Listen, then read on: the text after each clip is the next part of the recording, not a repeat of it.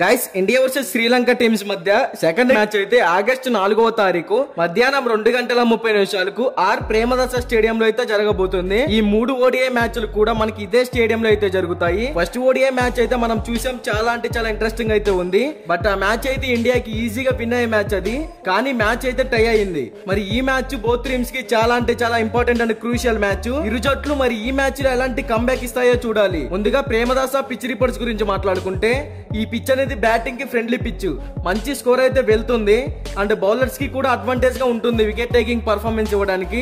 ఈ వెన్యూలో ఇప్పటి వరకు టోటల్ గా 80 మ్యాచెస్ జరిగాయి. అందులో ఫస్ట్ బ్యాటింగ్ చేసిన టీం 53% విన్ అయ్యింది, సెకండ్ బ్యాటింగ్ చేసిన టీం 39% విన్ అయ్యింది.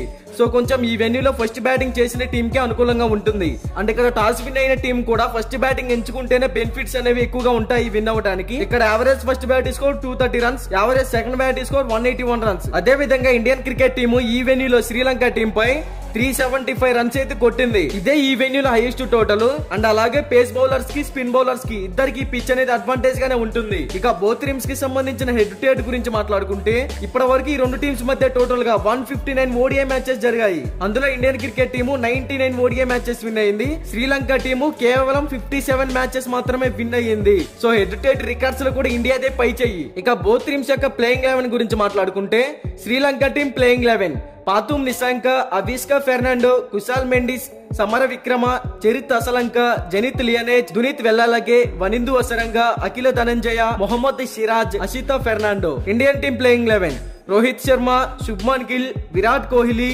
Washington Sundar, Shreyas Iyer, K L Rahul, Axar Patel, Shivam Dube, Kuldeep Yadav, Mohammed Siraj, Arshdeep Singh. ఇక బోత్ టీమ్స్ యొక్క ప్లేయింగ్ 11 అయితే ఇలా ఉంది.